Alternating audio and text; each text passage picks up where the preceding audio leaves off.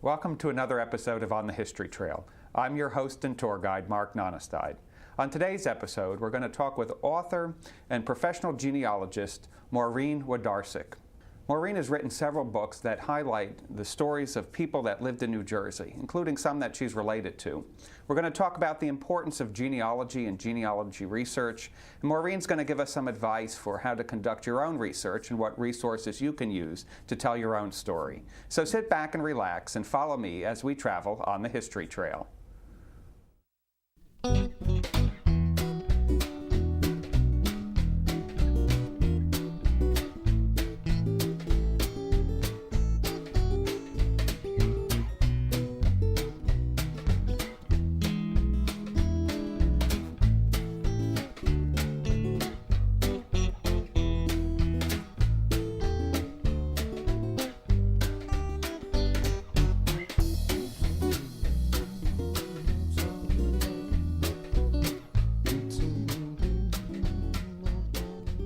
All right, Maureen, welcome to the show. How many books have you written? Well, I've written 4 books, Mark. The first one is sort of a genealogical memoir for my family, Past Forward, a 3-decade and 3,000-mile journey home. And then we found a wayward relative, and that led to book number 2, Young and Wicked, The Death of a Wayward Girl. And keeping on the theme of people behaving badly, we had Canary in a Cage, the Smith-Bennett murder case. And then we went to Jersey Then Again, all about interesting, quirky, uniquely Jersey kind of people. Great. Now, your second book, Young and Wicked, The Death of a Wayward Girl, is the story of William Flannelly and Polly Sexton and their downward spiral. Can you tell me about William and Polly? I can. In my genealogical research, I happened upon William, more likely known as Willie Flannelly, born in the early 1870s to Irish immigrants, and a child criminal by the time he was about 8 or 9 years old in Jersey City. He turned out to be not one of my Flannellys in direct line, but in fact my great-grandmother's second cousin, and our family was also in Jersey City in the same time period. Polly was born in the 4th Ward in Manhattan in the mid-1870s, very tough neighborhood similar to that in Gangs of New York. The 5 Points area, every bit as bad. Her family eventually relocated to Jersey City, and by the age of 8, she was being arrested in Jersey City for stealing live chickens, I guess to bring home for dinner, and pickpocketing little bits of pottery from an emporium for her mother to give as gifts to her mother. And eventually, Polly's family, they lost her father to cancer, and they moved onto the very same street as Willie's family. And these 2 youngsters, young teenagers, crossed paths, and they weren't good apart, and they were worse together. And the book is about, you're right, the downward spiral of their young lives that led to them fleeing Jersey City, where the police were looking for them, and 4 months later, hiding in the Bowery, only 4 months later for her to be dead and he to be accused of killing her. Wow. Yeah. And what was the outcome of that? Did he actually... He did admit to shooting her. He said, first he said just that he shot her, and they had an angry argument in a flop house on Christie Street in the Bowery. But then he said that she had the gun, and he was trying to leave her, and she was struggling with him, and she was shot accidentally.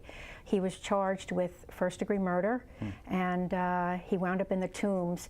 And when you think the story's over because he's been arrested, as in cases of history, time and time again, the second part of the story is his journey through the judicial system in the era of the post-Boss Tweed and the corruption, and he has a lawyer who wears diamond studs to court notoriously and would be disbarred later, and it goes on, a coroner who's accused of misconduct, and the police detective who arrested him would eventually become, he was a very crooked policeman, he would eventually become the owner of the New York Yankees.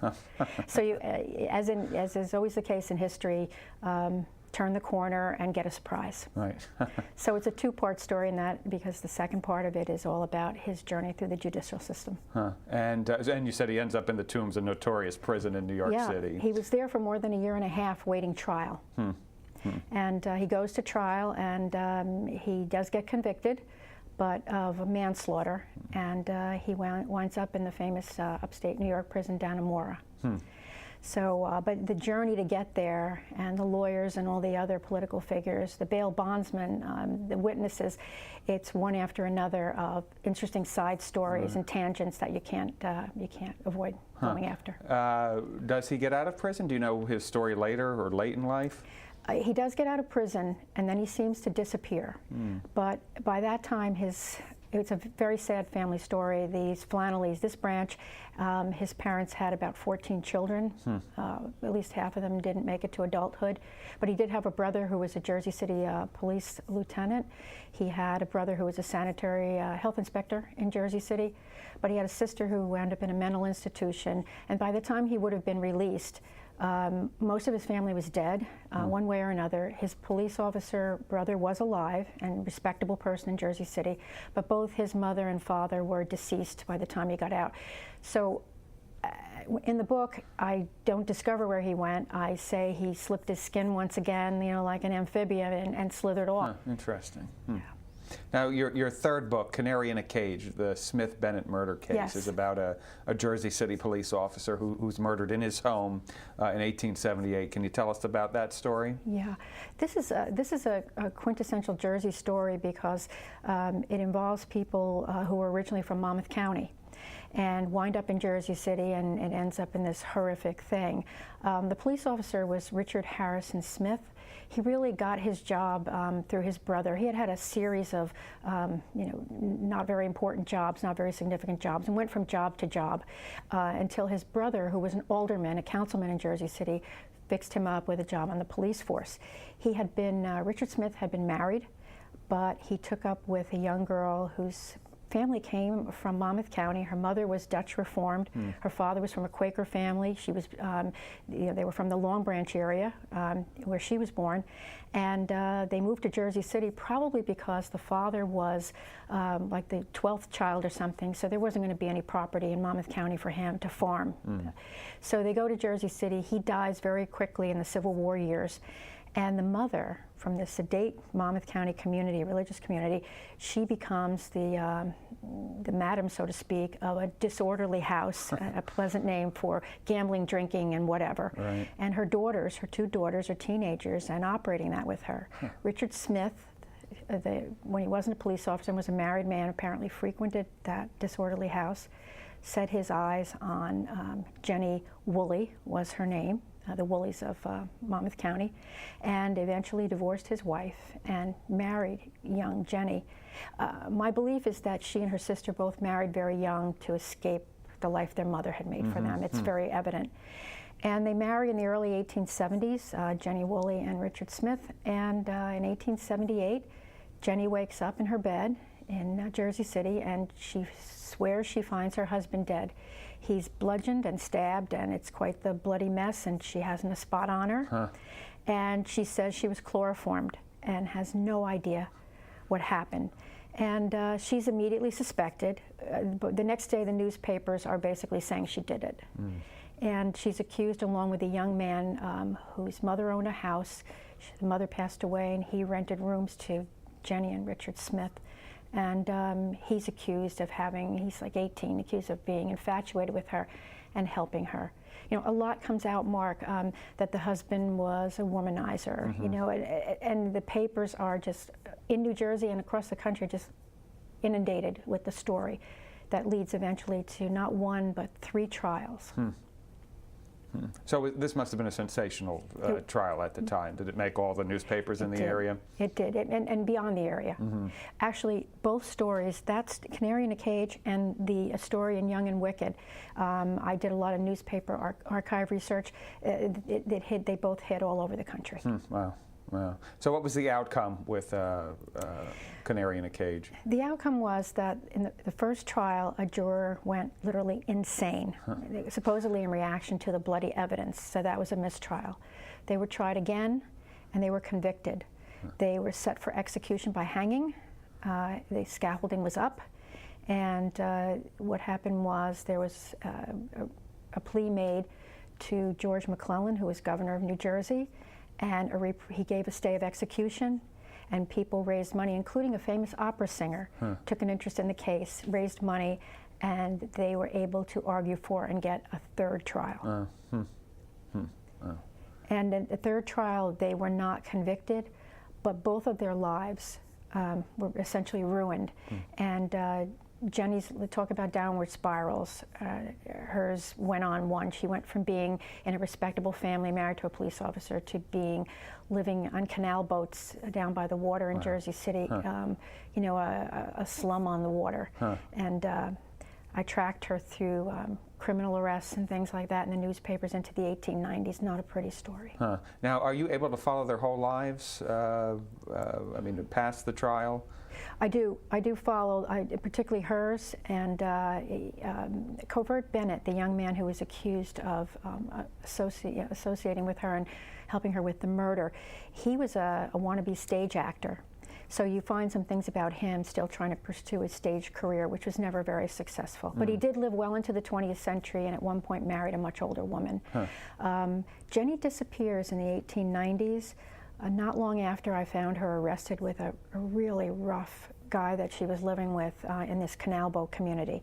And so I should mention that Canary in a Cage has some fictionalized aspects. So the trials are all 100% nonfiction, all that reporting, but there are many gaps in the story, many hypotheses, and nothing proved, you know, in an evidentiary way to say what really happened. So I've used the device of a reporter who covered the story, telling it in retrospect, around the time that Jenny disappears, and I hypothesize what happened to her at the end of her life as well. Now, what drew you to that story? With Young and Wicked, it's a relation. What draws you to the other story? I have to confess now, all right? When you love history and you spend a lot of time looking for topics in newspaper archives, your eye wanders. So you're looking and your eye wanders across the page. And being from Jersey City, being born there, I saw this in other research I was doing, and I went back. And, you know, I read a little and a little more and a little more. And the idea that a family from Monmouth County could fall into such disrepute from, you know, from a family that probably descended from the 17th century in Monmouth County, right? And that it could all be tied up into this terrific tragedy. It was just very interesting. And also the fact that a couple got divorced in 1871, a very uncommon occurrence. And so read a little more, and can't stop. Right. Now, your latest book, Jersey Then Again, Stories of Authentic New Jersey People from the early 1800s up to the 1940s. Right. What is your favorite story from that book? I have a few favorites. And I should say there's 36 stories. There's 36 short stories. Right. Probably the ones that are favorites to me personally, there are a couple that have connections to my family. Right. So, but those aren't the ones that I think are the most necessarily the most interesting, although they are interesting. There's one about Snake Hill, and an Italian immigrant who wound up there, and his family's fight into recent years to find his gravesite. And that resonated with me because my father was an Italian immigrant. So there are those like that have a tie to me personally. But the ones that are so sensational and unbelievable, like the story of so-called Dr.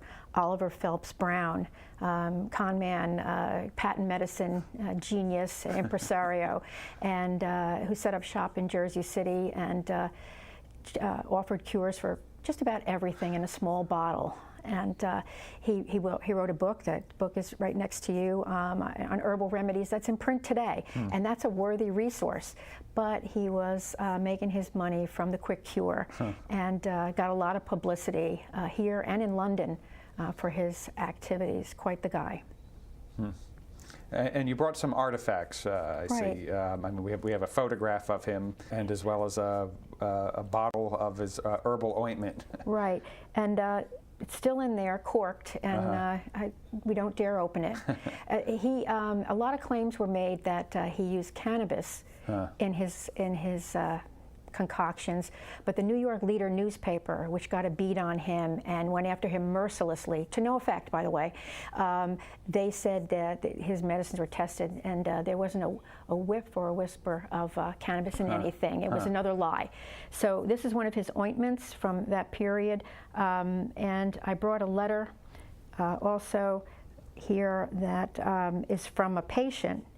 It was to a patient who had, in Christmas Day of 1868, he was still working, entrepreneurial person that he was, and all these $2.25 medicines, somehow this gentleman, Erastus Post out in Missouri, sent $25 for his concoction. So we think there was a bit of pyramiding once he got you in the web.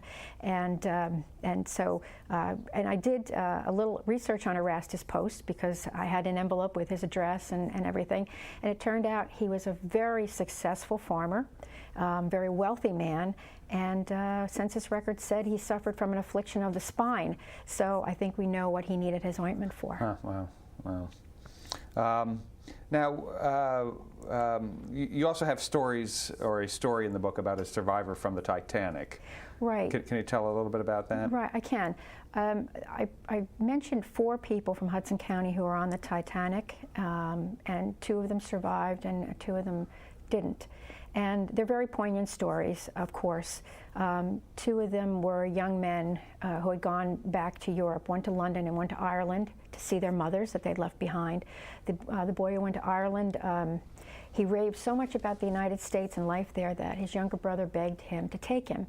The mother in County Longford was reluctant, but she gave in, and both boys were lost in the disaster.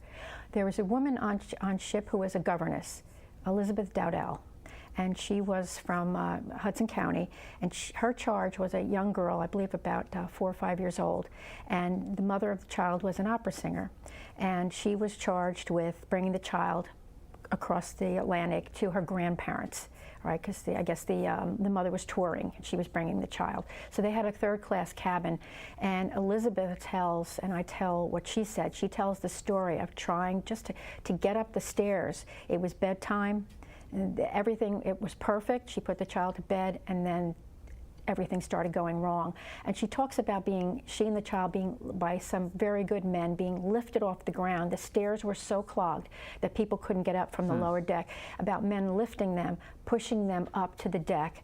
And she talks about a ship's officer shooting 3 men who tried to keep the women out of the boat.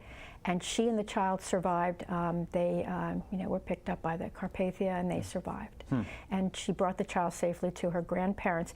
And then in 1958, many, many years later, because that was 1912, when she was 78 years old, Elizabeth attended the premiere of the movie A Night to Remember. Right. And she was there to see the original movie on the Titanic sinking. Wow, interesting. One of my favorite books was written by Walter Lord, A Night to Remember, which was used for the movie. She was there to see it. At 78 years old, she was there to see it. So it seems like the common thread through all of this is that your inspiration comes from the genealogy research that you do, and it's these stories through this research that come to light that inspire you to tell these stories in your book. Is that?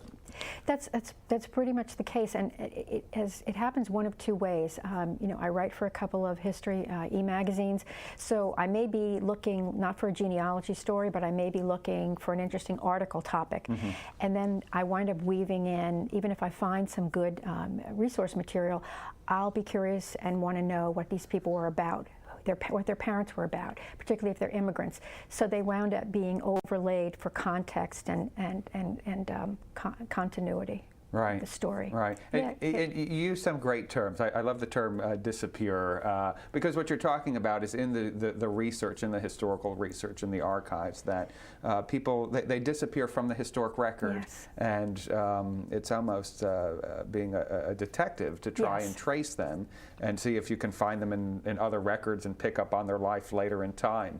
Can you tell me a little bit about the work, the resources that you do to pull these stories together? Sure. I spend a lot of time, as I said, in the online newspaper archives, and one of my favorites that I was introduced to by someone is Genealogy Bank. Right? And I always recommend, when I do a class in basic genealogy or hands-on genealogy research in a computer lab, I always recommend that people get at least a trial, 1-month subscription to Genealogy Bank. In New Jersey, for instance, if you're from reasonably close to Jersey City, you don't have to be there, but in that greater northern New Jersey area, they have, back into the 1860s, I believe, or 70s, the Jersey Journal, its predecessor, the Evening Journal. And down in Trenton area, I did family history research for family, deep roots, 200 years in Lambertville. They always made the Trenton Evening Times, right, because that was a local paper. So Genealogy Bank is ripe with those kind of stories, and you can find, people are amazed, and they say to me, my family was in the newspaper, you know, and sometimes it's something as simple as somebody had a Sweet 16 party, or they had a card party. There were social columns. So you find a great deal there about life, and it gives you context to build dimension when you're telling a story. Now, and it's a good resource. If you're doing genealogy, you want to layer on any newspaper articles and things you can find, again, for the same reason. I use Ancestry.com extensively. I use FamilySearch.org. I use Fold3 for military records. I'm always very happy when I find military records. My Flannelly great-great-grandfather came over during the famine as a 5-year-old. He was a Civil War soldier in the New Jersey Volunteers. So you never know what you're going to find. And I also recommend very highly a visit, and more than one, to the New Jersey State Archives. They're the best of people, professional, quality help. They can't do enough for you. And that's where I found, with their help, my great-great-grandfather's discharge from the New Jersey Volunteers. Never would have found it. They had it on microfilm. Wow. So those things, and when I do genealogy for people, or when I speak about it, I try to tell them that a family tree chart is a wonderful thing, but it's just a chart. If you can layer on the environment that people lived in, their occupations, military, health plagues like tuberculosis. My great-great-grandmother, who was related to Willie Flannelly, died of TB at a young age. If you can layer that on, you're breathing life into them. And your experience will be more than knowing who you're connected to. You will know them almost. I tell people you can almost project yourself into their lives. And you're mentioning different types of resources out there. Certainly the newspapers, and what's great too is that a lot of them have been digitized. Absolutely. So, you know, they're online. They're also in a format that they're searchable, which is great. Instead of having to go through reels of microfilm, trying to find the information, it's very easy to access some of it. But also the importance too of going to places like the Division of Archives and Records Management in Trenton, and looking at the copies that they have there, because not everything is digitized, and the importance of doing that. Census records, and of course the layered approach, as you're mentioning as well, not newspaper stories, census records, other records that come together to tell that story. You know, I'll tell you very quickly about a canary in a cage, an experience I had. I was reading through the newspaper archives. I discovered that there had been a sketch of her in one of the newspapers. Couldn't find it on any of the digitized microfilm. Went to the Library of Congress. They checked theirs. They said, you know, we all got our microfilm from the same place, no picture. I contacted 20 universities and libraries. The last one was the State of Pennsylvania Library. They had it in hard copy, and as a courtesy, they pulled it out and made a digital copy and sent me the image of her. I'd almost given up.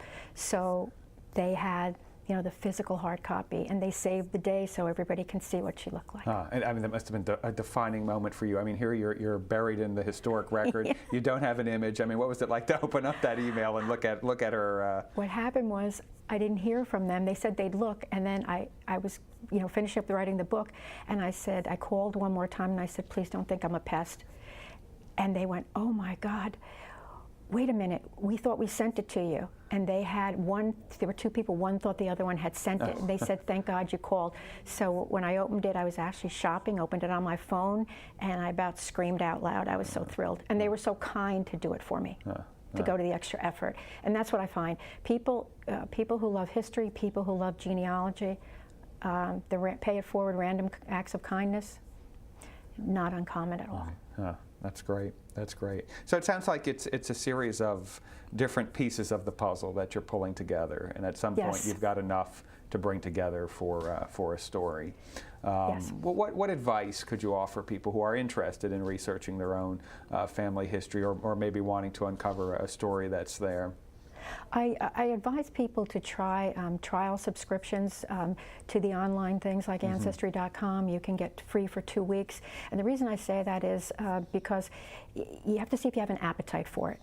And what I usually say, as I did last week when I was talking to a group, don't get the free trial on Christmas Eve. Don't get it before the long weekend where you're going to LBI. Get it when you think you're ready to stay up till 2 o'clock in the morning because you're on the hunt, right? And try it out. If it frustrates you too much, find somebody who's more experienced for a buddy, but you'll get an idea if going through Genealogy Bank, you know, page after page searching, or the Library of Congress archives, newspaper archives, which are free, you'll get an idea if you have an appetite for it. And a lot of places, there are genealogical societies, join, because there's nothing people with an interest in history and genealogy like better than getting someone else involved and helping them get going. Yeah. And the warning is that it's addictive, right? Oh my gosh, yes. Oh yes. It's an addiction I never hope to be cured of. Yeah, and I've heard genealogy is one of the fastest rising hobbies. It is. Yeah. It is. I think it's in the top 3, and I think sometimes it's actually the top 1. And with Who Do You Think You Are on television now, there'll be a surge, no doubt, as people watch that and find out that, you know, if Cynthia Nixon can have an axe murderer in her family, think what you have. Right. So, and another archives I should mention as well is New Jersey Special Collections at Alexander Library in Rutgers, which has some of the holdings of the New Jersey Genealogical Society, which you're a member of? Yes, I am in the Hudson County Genealogical Society, and I love the Special Collections people because they actually wanted to have my books, you know, and have been very good to me. And also, don't forget the New Jersey Room at the Jersey City Free Public Library. It's a wonderful resource as well if your family's from up that way. Yeah. So tell me about yourself. I mean, how did you get interested in genealogy research and history? Yeah, I'm a commercial real estate banker by trade. That's how we fed ourselves, so to speak. But I adored my Irish grandmother, the subject of the memoir, my first book. She was born in 1904 in Jersey City. She was the granddaughter of famine immigrants, lost her mother at 9 to TB, and had a god-awful childhood. She was a domestic servant by the time she was 13, married at 16, wonderful marriage, but god-awful childhood. She never liked to talk about it because her father was alcoholic. And somehow in my late teens, I always loved history. I got the idea that I could figure out who she really was. She never knew a grandparent, nothing. And I could sort of jump her over that bad spot in her life and connect her to the greater story of her family. And you know how it was in the olden days. You know, you send out letters. There was nothing, you know, online. There was no online. So she developed Alzheimer's and only lived to learn a small part of what I would eventually find out. So loving history and loving her, that's all it took. And that's great that you understood that at a young age and you had the opportunity to talk to her. I mean, so many people discover their family history after so many have passed away. Yeah, and she was reluctant because she was ashamed of her father's behavior. He deserted them after her mother died. And her mother had had a child out of wedlock at one point when she was a teenager. So she acted as if they were her shame, because that's how it was then. So I finally, you know, good Irish girl, I got her over a couple of cups of tea and wore her down over the years. And little by little, it came out. But what really came out was she hadn't a clue where she came from, except that she was Irish and proud of it. Well, and that's great that you were able to, you know, to help fill in that story for her. Yeah. Well, probably great, except she hated rattling skeletons in closets. So I always tell people if I was to get struck in the behind by a bolt of lightning, Kate probably sent it. Well, Maureen, thank you for sitting down and sharing your knowledge about genealogy research and telling us these fascinating stories. Thank you very much. It was my pleasure. Thank you for having me.